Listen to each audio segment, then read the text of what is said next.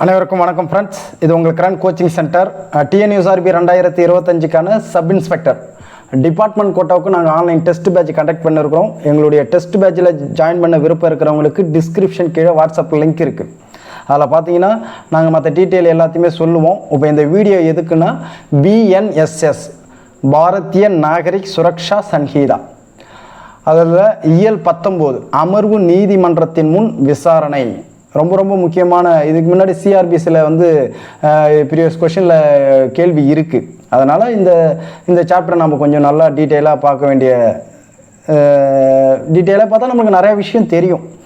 அதாவது trial before a court of sessions, அமர்வு நீதிமன்றத்தின் முன் விசாரணை.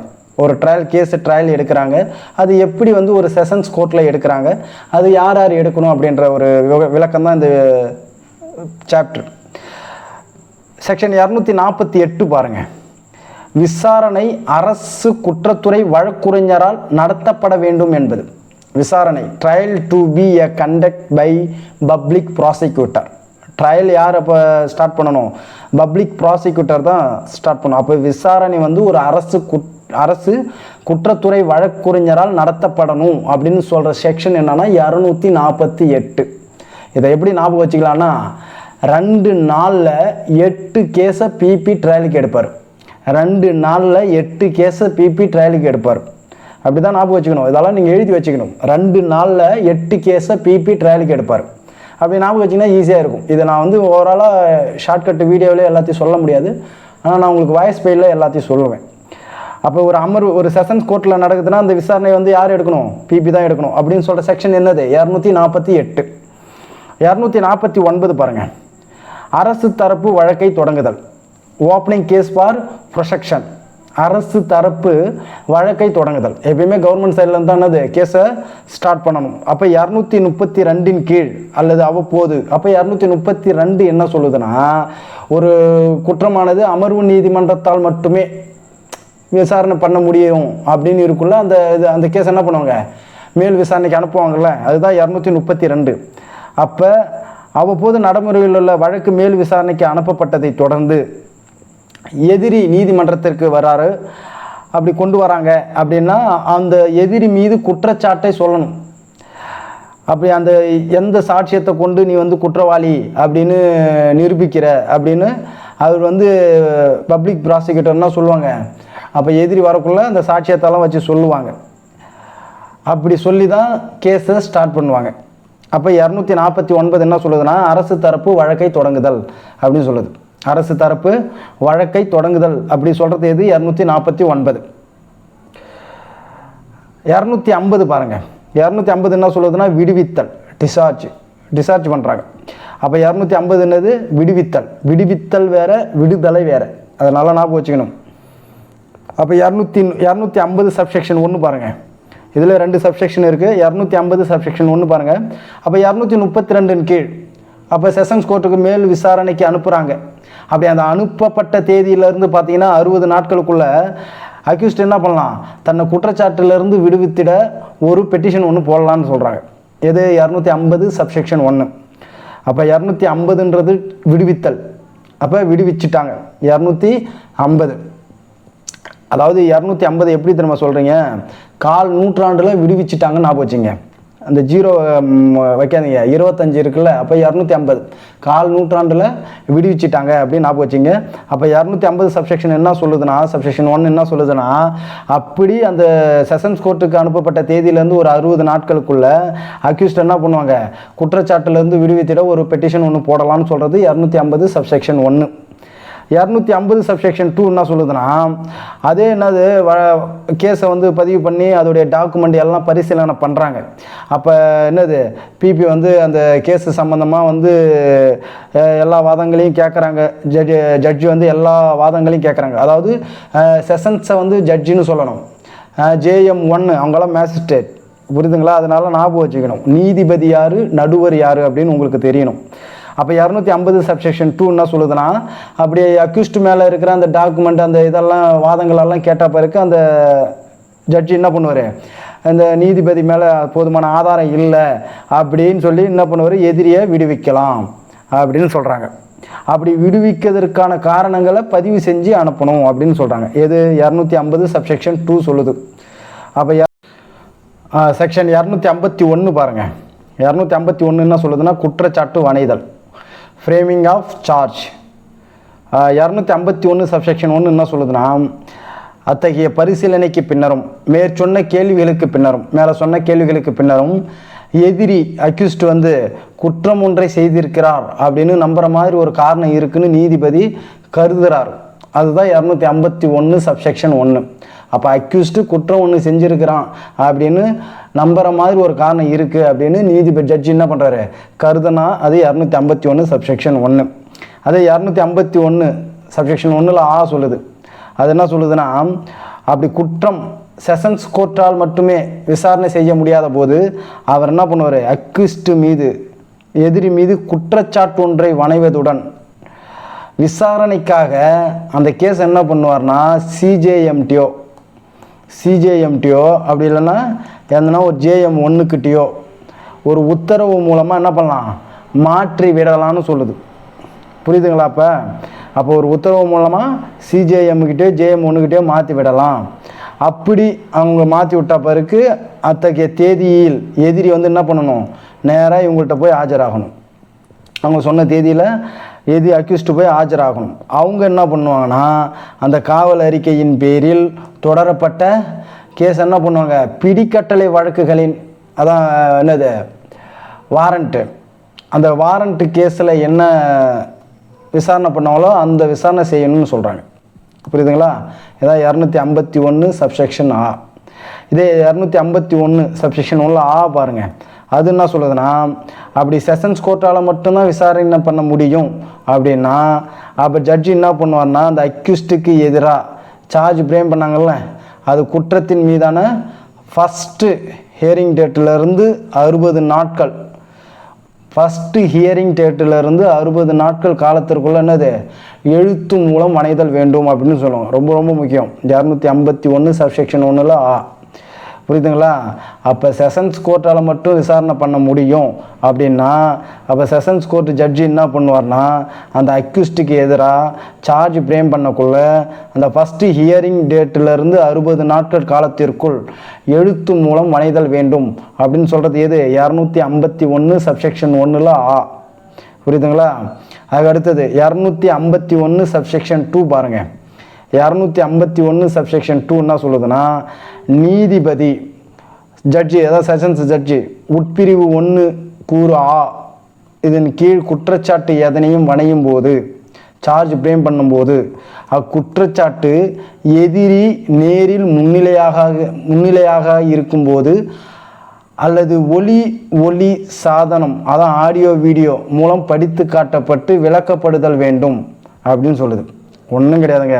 251 சப்செக்ஷன் 2 என்ன சொல்லுதுன்னா அந்த ஜட்ஜி வந்து சார்ஜ் பிரேம் பண்ணக்குள்ள அந்த அக்யூஸ்டு வந்து நேரில் வரல அப்படின்னா என்னது ஆடியோ வீடியோ மூலம் படித்து காட்டப்பட்டு விளக்கப்படணும் அப்படின்னு சொல்லுது. அப்போ அக்யூஸ்டுக்கு எதிராக சாட்டப்பட்ட குற்றத்தை செய்ததாக ஒப்புக்கொள்கிறாரா அல்லது விசாரணை செய்யப்பட வேண்டும் என்று கோருகிறாரா என்று எதிரியை கேட்க வேண்டும். ரொம்ப முக்கியம். புரியுதுங்களா?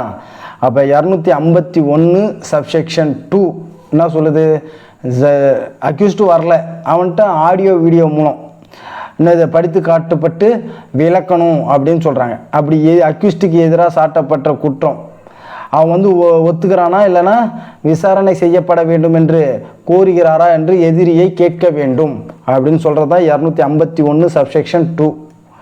புரியும்னு நினைக்கிறேன். அப்போ செக்ஷன் 252 பாருங்கள். 252 என்ன சொல்லுதுன்னா குற்றம் செய்ததாக ஒப்புக்கொள்வதன் பேரில் தண்டிக்கப்படுதல். மேக்ஸிமம் என்னது கோர்ட்டில் போனீங்கன்னா ஒத்துக்க மாட்டாங்க.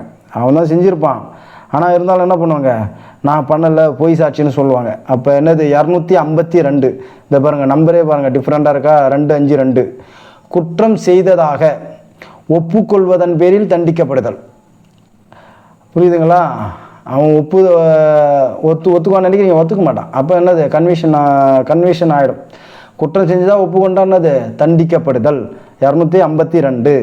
அப்போ 252 252 குற்றம் ஒரு குற்றம் செஞ்சுதான் ஒத்துக்கினா தண்டிக்கப்படுதல் அப்படின்னு சொல்லுது. 253 பாருங்கள். செக்ஷன் 253 என்ன சொல்லுதுன்னா, அரசு தரப்பு சாட்சியத்திற்கான தேதி, புரியுதுங்களா, டேட் ஃபார் ப்ரொடெக்ஷன் எவிடன்ஸ். அரசு தரப்பு சாட்சியத்திற்கான தேதி, டேட் கேட்குறாங்க. அரசு தரப்பு சாட்சியம் எவிடன்ஸுக்கான, கவர்மெண்ட்டோடைய எவிடன்ஸுக்கான தேதி கேட்குறாங்க. எதிரி வாதுரை செய்ய மறுத்தாலோ அல்லது வாதுரை செய்யாதிருந்தாலோ அல்லது விசாரணை செய்யப்பட வேண்டும் என்று கோரினாலோ அல்லது பிரிவு 252 எதிரி தண்டிக்கப்படாமல் இருந்தாலோ நீதிபதி சாட்சிகளை விசாரிப்பதற்காக தேதியொன்றை நிர்ணயித்தல் வேண்டும். அரசு தரப்பின் விண்ணப்பத்தின் பேரில் சாட்சி எவரேனும் முன்னிலையாவதை கட்டாயப்படுத்தியோ ஆவணம் அல்லது வேறு பொருள் எதனையும் தாக்கல் செய்வதை கட்டாயப்படுத்தியோ நீதிமுறை கட்டளை எதையும் நீதிபதி பிறப்பிக்கலாம் அப்படின்னு சொல்கிறாங்க. இதையா நான் உங்களுக்கு இவ்வளோ படித்து சொன்னேன்னா அது உங்களுக்கு ஈஸியாக கேட்கக்குள்ள நல்லா ஈஸியாக இருக்குன்றதுக்காக தான் இவ்வளோ தூரம் உங்களுக்கு நல்லா டீட்டெயிலாக படித்து சொல்கிறேன். இதை நீங்கள் கேட்கக்குள்ள உங்களுக்கு கண்டிப்பாக மைண்டில் ஸ்டோர் ஆகும். அப்போ 253 என்ன சொல்லுது, அரசு தரப்பு சாட்சியத்திற்கான தேதி, டேட்டாக தான் வாய்தா கேட்பாங்களே அதுதான். எவிடன்ஸ் காட்டுறதுக்கு டேட்டு கேட்குறாங்களே அதுதான். அப்போ அதுக்கு என்னென்ன சொல்கிறாங்க பாரு, எதிரி வாதுரை செய்ய மறுத்தாலோ வாதுரை செய்யாதிருந்தாலோ விசாரணை செய்யப்பட வேண்டும் என்று கோரினாலோ அல்லது 252 கீழ் எதிரி தண்டிக்கப்படாமல் இருந்தாலோ நீதிபதி சாட்சிகளை விசாரிப்பதற்கு தேதி ஒன்றை நிர்ணயித்தல் வேண்டும் அப்படின்னு சொல்கிறாங்க. அப்போ எவிடன்ஸ் எதனா கொண்டு வர்றதுக்கு அவர் அதை தாக்கல் செய்வதற்கு நீதிமுறை கட்டளை எதையும் நீதிபதி பிறப்பிக்கலாம் அப்படின்னு சொல்கிறது தான் 253. 254 பாருங்கள். 254 என்ன சொல்லுதுன்னா, அரசு தரப்புக்கான சாட்சியம், எவிடன்ஸ் ஃபார் ப்ரொடெக்ஷன். அரசு தரப்புக்கான சாட்சியம் எது? 254 அரசு தரப்புக்கான சாட்சியம். நல்லா ஞாபகம் வச்சுக்கணும். அரசு தரப்புக்கான சாட்சியம் எது? 254. 254 சப்செக்ஷன் 1 பாருங்க. அவ்வாறு நிர்ணயிக்கப்பட்ட தேதி அன்று நீதிபதி அரசு தரப்புக்கு ஆதரவாக தாக்கல் செய்யப்படக்கூடிய சாட்சியம் அனைத்தையும் எடுத்துக்கொள்ள முற்படுதல் வேண்டும் அப்படின்னு சொல்கிறாங்க. அதாவது 254 சப்செக்ஷன் 1 அப்படின்னு தேதி ஒன்று நிர்ணயிச்சிட்டாங்க. அந்த தேதியில் நீதிபதி அரசு தரப்புக்கு ஆதரவாக தாக்கல் செய்யப்படக்கூடிய எவிடன்ஸ் அனைத்தையும் எடுத்துக்கொள்ள முற்படுதல் வேண்டும் அப்படின்னு சொல்கிறாங்க. வரம்புரையாகன்னு ஒன்று கொடுத்துருக்குறாங்க பாருங்கள், இதுதான் ரொம்ப முக்கியம்.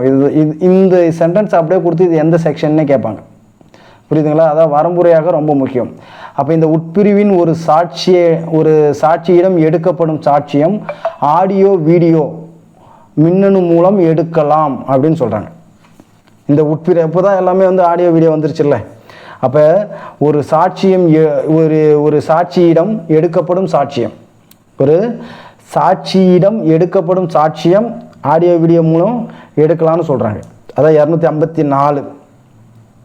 254 சப்செக்ஷன் 2 பாருங்கள். பொது ஊழியர் எவரிடமிருந்தும் எடுக்கப்படும் சாட்சியம் எவிடன்ஸ் ஆடியோ வீடியோ மூலம் எடுக்கலாம் அப்படின்னு சொல்கிறாங்க. அப்போ என்னது, ஒரு பப்ளிக் ஒரு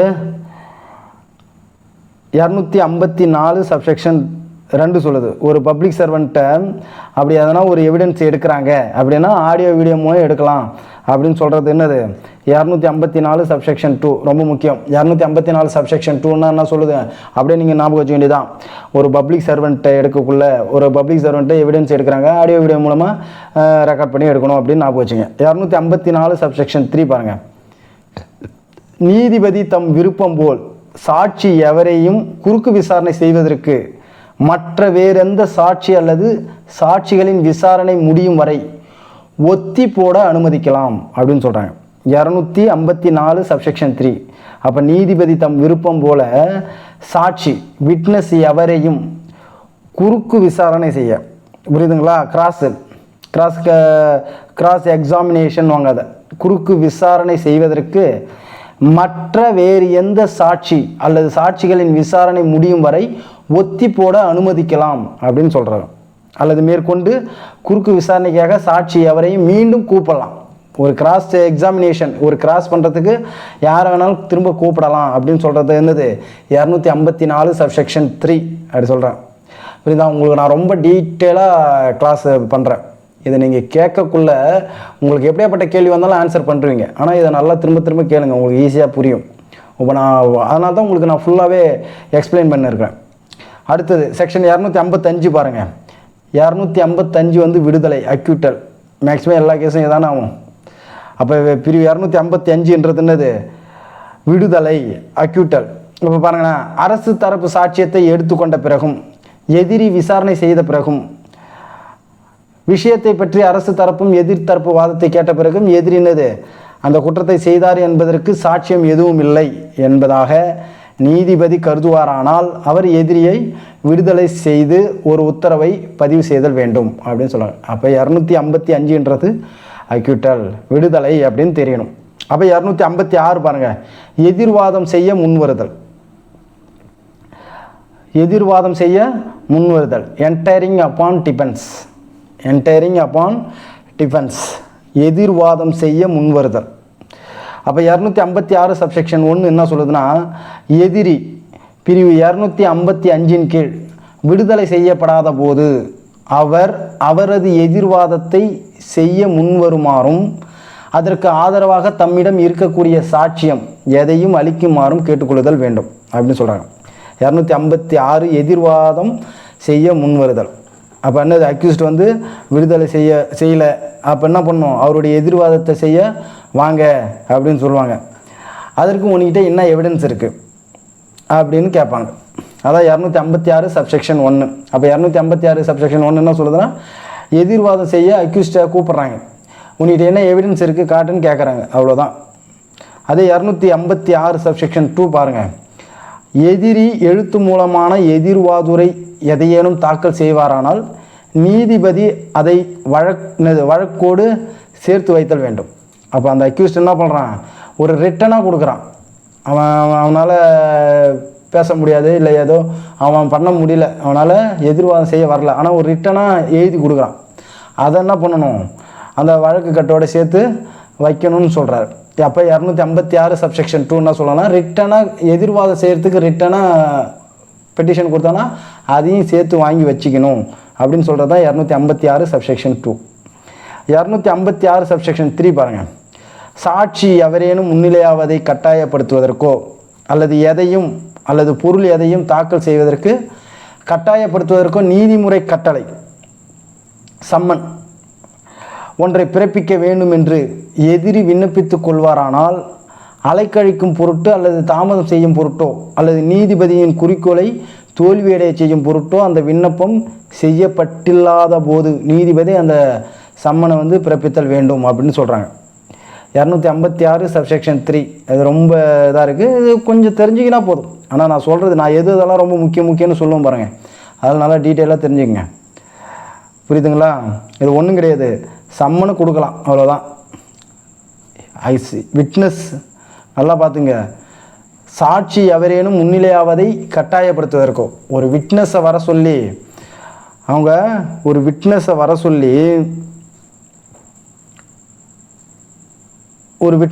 சொல்லி என்ன பண்ணலாம், ஒரு சம்மனை கொடுக்க சொல்லி நீதிபதிக்கிட்ட ஒரு கேட்டுக்கலாம், விண்ணப்பம் ஒன்று கொடுக்கலாம் அப்படின்னு சொல்கிறாங்க. அது வந்து சில குறிக்கோளெல்லாம் இல்லாமல் இருந்தால் அதுக்கு அவர் சம்மன் கொடுக்கலாம் அப்படின்னு சொல்கிறாங்க. 257 வாதங்கள், ஆர்கியூமெண்ட்ஸ் இதான நடக்கும். பிரிவு 257ன்றது ஆர்கியூமெண்ட்ஸ், வாதங்களை கேட்டால் தான் என்ன பண்ண முடியும், ஒரு கேஸில் எது உண்மை எது பொய்ன்னு தெரியும். அப்போ எதிரி தரப்புக்கான சாட்சிகள் எவரேனும் இருப்பின் அவர்களது விசாரணை முடிந்ததும் அரசு குற்றத்துறை வழக்கறிஞர் தமது வழக்கை தொகுத்துரைக்க வேண்டும். புரியுதுங்களா? ஃபஸ்ட்டு அக்யூஸ்டு தரப்புக்கான சாட்சி அந்த விசாரணை முடிஞ்ச பிறகு பிபி என்ன பண்ணுவார், அவருடைய வழக்கை தொகுத்துரைக்க வேண்டும். அப்போ எதிரி அல்லது அவரது வழக்குரைஞர் அதற்கு பதிலாக பதிலுரை செய்ய உரிமையுடையர் ஆவார். அவர் தான் செய்யணும், அது கிடையாது. அவர் வக்கீல் வச்சுருந்தா அவர் கூட பண்ணலாம். வரம்புரையாகனு ஒன்று கொடுத்துருக்குறாங்க. சட்ட பிரச்சனை ஏதேனும் எதிரியால் அல்லது எதிரியின் வழக்குரைஞரால் எழுப்பப்படும் போது நீதிபதியின் அனுமதியுடன் அத்தகைய சட்ட பிரச்சனையை குறித்து வாதி தரப்பு தம் வாதங்களை பணிந்துரைக்கலாம் அப்படின்னு சொல்லிக்கிறாங்க. எதனா ஒரு சட்ட சிக்கல் வருது, புரியுதுங்களா? என்னது, எதனா ஒரு சட்ட சிக்கல் வருது. அப்போ அந்த சட்ட பிரச்சனையின் போது எதிரியின் வழக்கு அது அவங்களால வருதுன்னு வச்சுங்க. அப்போ எதுக்கு, யாருடைய பர்மிஷன்? நீதிபதி அனுமதியுடன் அத்தகைய சட்ட பிரச்சனை குறித்து வாதி தரப்பு தம் வாதங்களை பணிந்துரைக்கலாம் அப்படின்னு சொல்கிறாங்க. விக்டிமில் யாருன்னா பாதித்தவங்க அதை பணிந்து அனுப்பலாம் அப்படின்னு சொல்கிறாங்க. சரி, ஓகே. 258 பாருங்கள்.